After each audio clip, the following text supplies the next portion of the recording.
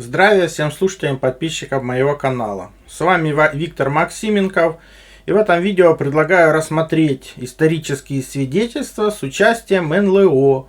Потому что в прошлом НЛО не просто наблюдали, но и они активно влияли на историю человечества. А предлагаю я это вспомнить, потому что опять же недавно рассекретили архивы о Кеннеди. И там есть такие документы, которые говорят, что инопланетяне контролируют обратную сторону Луны. О чудо! Наконец-то на официальном уровне мы слышим про то, что вообще-то рядом с нами существуют более высокоразвитые цивилизации. Не только на Земле, но и Луне. Вот поэтому я и предлагаю вспомнить забытое прошлое. Хотя в своих видео я много раз показывал, что та же Луна обитаема. Вот справа снимок Луны, когда на нее не падает солнце. И мы видим города. Лунные города. У меня есть много видео на эту тему про существующие параллельные высокоразвитые цивилизации Земли, про цивилизации на соседних лунах и планетах, и даже на самом Солнце. Перейдите, посмотрите, все видео есть на канале, в описании под видео будут ссылки на них в конечных заставках. А нам нужно это, чтобы понять прошлое, потому что тот, кто не понял свое прошлое, вынужден переживать его снова и снова, совершать те же самые ошибки и не двигаться вперед фактически. Самая примечательная история Говарда Менджера. Она недавнего прошлого, 20 века. Он был обычный маляр вывесок из Нью-Джерси. В 1950-х годах он утверждал, что провел 10 дней на борту НЛО с человекоподобными инопланетянами. Кто-то скажет, выдумщик, что с него взять. Но зло кроется в деталях. То есть зло — это неизвестность. Когда он путешествовал с ними по Солнечной системе за эти 10 дней, он рассказывал про базы на Луне.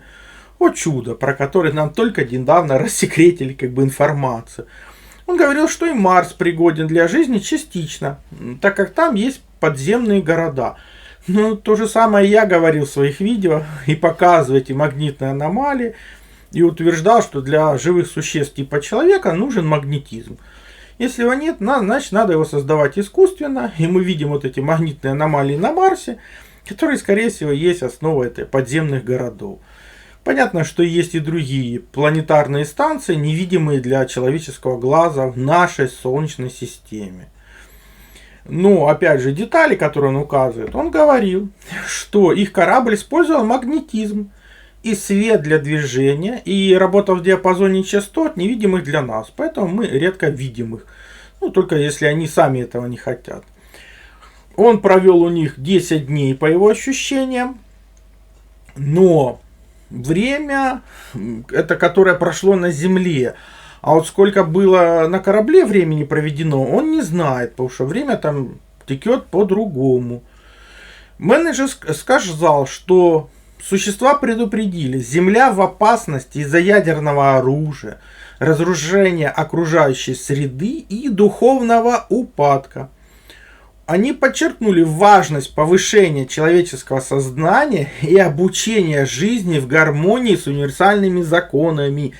Да, с универсальными законами мироздания, потому что многие ищут Бога, но Бог вокруг нас, это природа, человек часть этой природы. Почему?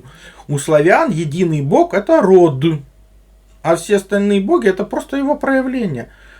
И все главные слова нашей жизни — природа, родина, народ — имеют этот корень.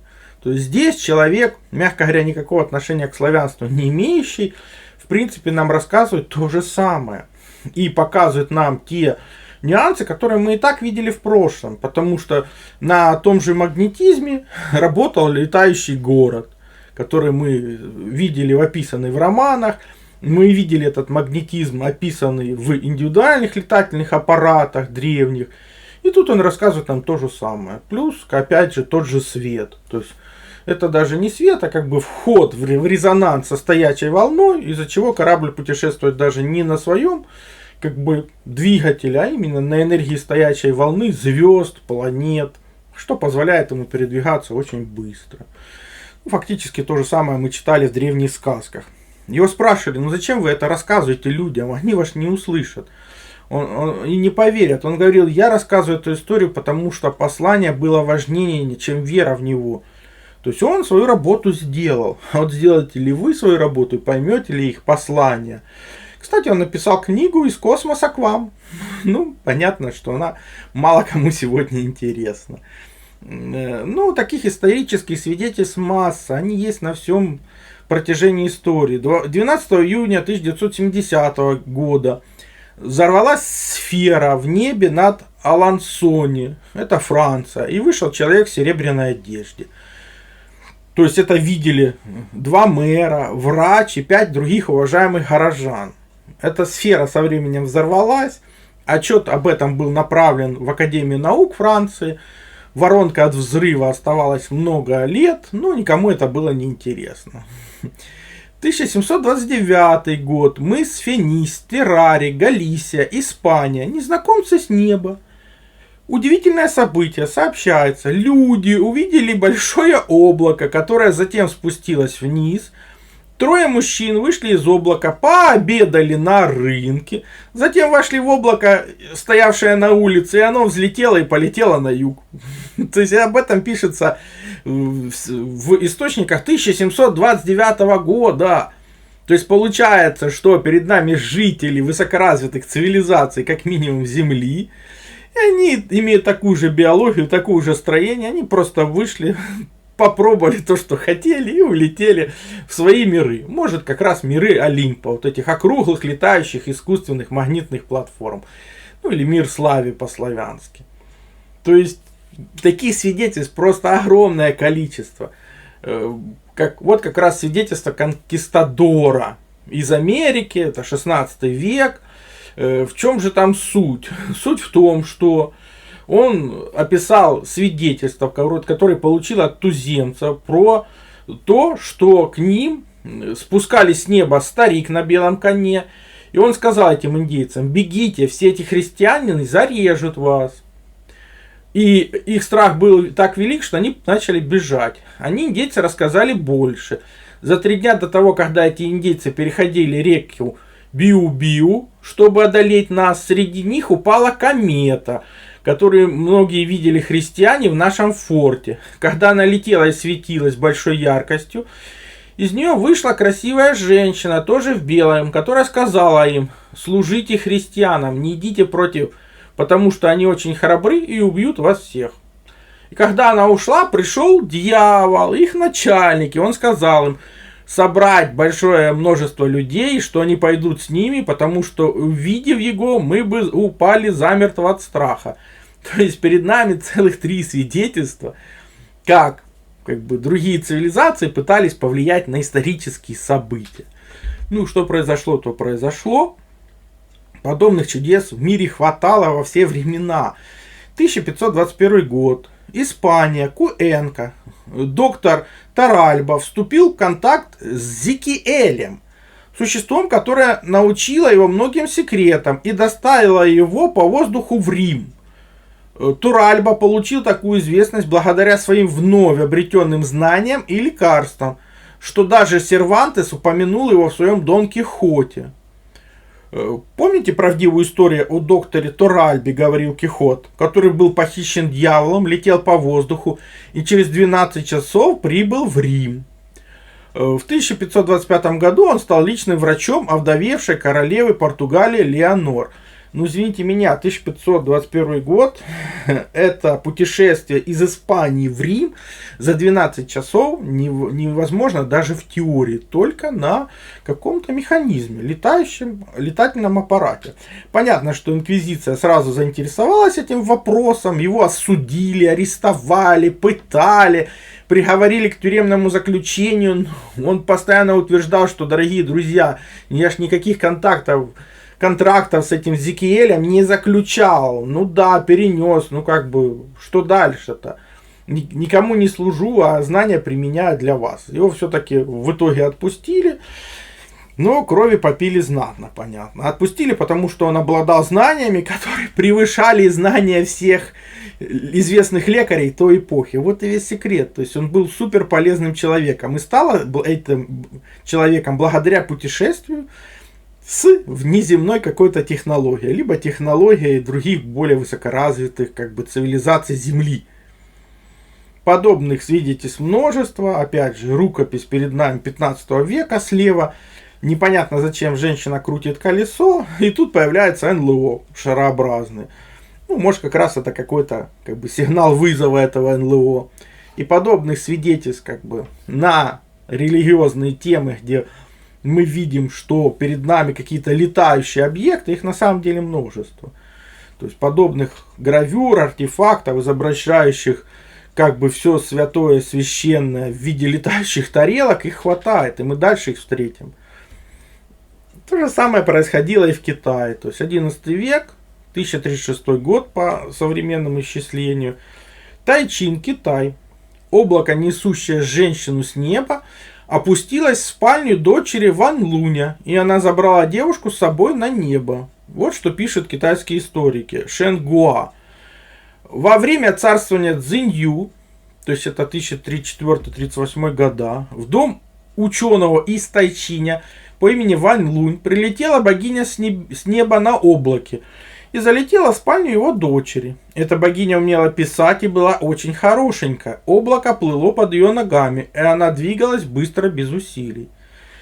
Богиня спросила дочь Ван Луня: «Хочешь поехать со мной?» Она согласилась и кивнула головой удовлетворительно. Тотчас во дворе образовались тучи, и они девушку подняли. Но тучи не смогли нести ее. Богиня сразу сказала: «На твоих ботинках земная пыль, сними их, прежде чем идти со мной на небеса». Девушка сделала, как ей сказали, и поднялась на облаках, которые вознесли ее в небо. Здесь, между прочим, очень примечательное замечание, потому что земная пыль — это бактерии, вирусы. Понятно, что на кораблях, скорее всего, атмосфера близкая к стерильной или своя биосфера. Поэтому нужно было не допустить заноса всякой заразы просто на этот корабль. Вполне вероятно, что и при заходе в этот корабль их тоже чем-то обрабатывали, проводили дезинфекцию, чтобы не было никакой заразы. Напоминаю, что у нас в озоновом слое, а в озоне не выживает ни вирусы, ни бактерии, ни грибки. Существует как раз вот эта цивилизация Олимпов или летающих городов. Наблюдения об НЛО в Китае многочисленны. Тот же 16 век. Китайский ученый и государственный деятель Шэнь Куо. Одна из записей, оставлена их в научных трудах, которые называются «Странные происшествия», содержит своеобразный рассказ о неопознанном летающем объекте. То есть объект яркий, как жемчужина, иногда парил ночью над городом Янчжоу. Но сначала его видели местные жители востока Анхоя, а затем Цзиньцяо. Шэнь пишет, что человек возле озера Синкай наблюдает этот любопытный объект. Открылась дверь, и из нее вырвался интенсивный поток света, подобно солнечным лучам. Затем раскрылась внешняя оболочка, представляя собой большую, как кровать, подставку с большой жемчужиной размером с кулак, освещающий интерьер серебристо-белым светом. Зрелище было похоже на восходящее солнце, освещающее далеко небо и леса красным цветом. Затем внезапно объект взлетел с огромной скоростью и опустился на озеро, как заходящее солнце. И вот это свечение было примерно на 20 километров, если пересчитать наши меры современные. Появление летательного аппарата и женщины в 150 году нашей эры возле Виа Кампана, Италия. Свидетелем произошедшего стал брат папы Пия I. Все произошло в середине дня, который, по словам очевидцев, был ярким солнечным днем. Из ниоткуда появился объект, который брат папы описал как чудовище, спускающееся с небес вниз. По форме и цвету объект напоминал кусок керамики, а сверху имел многоцветную верхушку, из которой вырывались огненные лучи. Объект приземлился на землю, подняв тучи пыли. Когда пыль улеглась, возле объекта стала видна дева, одетая в белое. Брат папы принял ее за белого ангела и впал в религиозный экстаз. Пилот летательного аппарата тем временем забрался обратно в корабль и улетел. Как вы видите, постоянно эти пилоты одеты либо в белые одежды, либо в серебряные. То есть, что говорит и о том, что в кораблях царит стерильность. По факту. Отсюда, наверное, и мнение о том, что ангелы одеты в белое. А по факту это, скорее всего, пилоты летательных аппаратов. Ну, крылья им приделали, потому что они все-таки ж прилетели туда. 25 мая 12 год до нашей эры. Большой НЛО вызвал огненный дождь. В первый год периода Юнь-Ень, в четвертую луну, между 15 и 17 часами, при ясном небе и безоблачной погоде неоднократно слышали звуки, похожие на гром. И запылали огненные облака, из которых появилась передняя часть этого, похожая на вазу, но размером более 30 метров. Его свет был красно-беловатый. Он стоял в небе 2 часа среди огненного облака, далеко к юго-востоку от солнца. Он разбрасывал огненные искры с 4 сторон. Некоторые большие, как ведро, другие размером с яйцо. Они падали на землю, как дождь. Это явление продолжалось до вечера. Справа одна из страниц книги чудес Аусбурга. Крестовое чудо 1503 года. Ну, мы теперь знаем, что подобные чудеса производят НЛО. 1347 год до нашей эры. Эль-Амара, долина Нила, Египет. Встреча фараона Эхнатона с сияющим летающим диском. Он получил уникальный опыт, который определил историю Египта. Согласно надписях на пограничных стелах, найденных по периметру Эль-Амарны, Эхнатон однажды летним утром прогуливался вдоль реки, любуясь великолепием природы, когда поднял глаза и увидел, как с неба спускается сияющий диск. Он услышал голос самого солнечного диска, который сказал ему, что он должен построить новую столицу Египта и дать ей имя Ахетатон, горизонт солнечного диска. Идеографическим символом слова горизонт был диск, плывущий над горным хребтом. Эхнатон также основал новую религию, основанную на поклонении солнечному диску, тем самым обеспечив себе бессмертие в наших книгах по истории как самый могущественный еретик древнего Египта. То есть, как вы видите, летающие аппараты влияют очень сильно на историю человечества и даже на создание новых религий. Поэтому ничего удивительного, что у нас в 1447 году до нашей эры есть упоминание из долины Нила, Египет. То есть Моисей и голубой летающий корабль, обрушивший на египтян 7-ю казнь, посланную Богом. То есть на древней иллюстрации изображен сложный летающий объект. Моисей, который размахивает жезлом и вызывает кровавые дожди. Эта картинка взята из Ашкеназской Агасии в разделе, посвященный египетским казням. То есть рукопись 15 века. Ну, понятно, что она описывает предыдущие события. То есть, если посмотрите на синенькую стрелочку, то есть казни египетские египтянам посылает никто иной, как НЛО. Ну, летающий аппарат. Звезда, которая помогла фараону победить нубийцев, 1460 год до нашей эры. То есть об этом гласит стела Гебель-Баркала, воздвигнутая в честь Тутмоса III, описывающая необычное небесное событие во время войны. Звезда упала на их южную позицию. Она поразила противников его, нубийцев. Никто не смог устоять. То есть все это действительно документы, они подтверждаются и в наше время.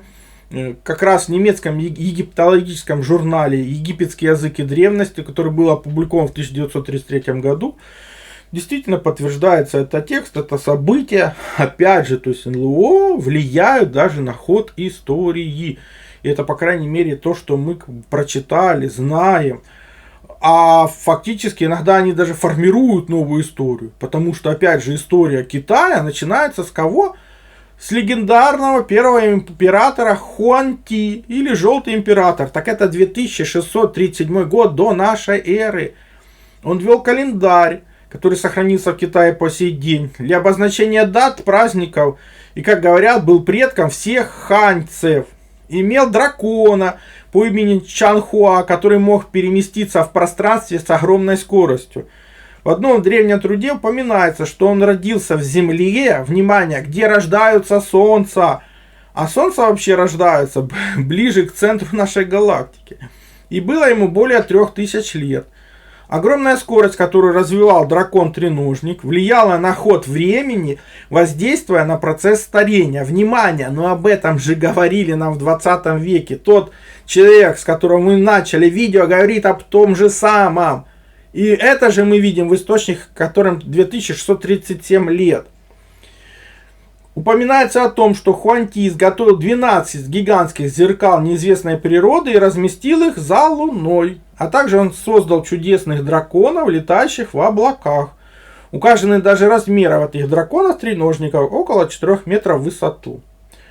Информация содержится в записях о выдающих деяниях Хуанти Великого и в труде прославления 3 треножников Хуанти, написанную Цзао Цзи, Желтый император Хуанти правил 100 лет. То есть вся эта информация есть, доступна, и мы видим, что эти НЛО не только вмешиваются в историю, но и формируют цивилизации, которые обычно погибают после катастроф, потому что этот Хуанти прибыл после очередной катастрофы, их как бы восстанавливал Китай. Ну и, скорее всего, другие цивилизации в том числе, потому что такие информации есть по всему миру. Также переходите на мой сайт, ссылка есть в первом закрепленном комментарии под каждым видео. Там размещены мои статьи, в том числе и запрещенные на других платформах. Плюс там же существует и магазин. Магазин существует для тех, кто хочет и может поддержать мою деятельность, для того, чтобы я ее и продолжал. Я же смогу вам содействовать в том, чтобы вы узнали свое предназначение по дате рождения, либо освоили силу живой воды, проводили измерения, которые помогут понимать, что вы едите, что пьете. Плюс получили лучшие натуральные витамины, именно Иван-чай. Плюс, опять же, сила живой воды – это водород и озон. Именно эти две структуры воды помогают нам сохранить здоровье и вылечиться от любых болезней, потому что они универсальны, подходят как одному человеку, как и всем членам семьи. И один раз купленные не требуют других расходников. Плюс, например, детектор электромагнитного излучения. Мы все живем в городах, а там огромное количество электромагнитных полей, и имея эти простые измерительные приборы, вы сможете не попадать под их влияние, а значит будете меньше болеть и дольше просто проживете без лекарств.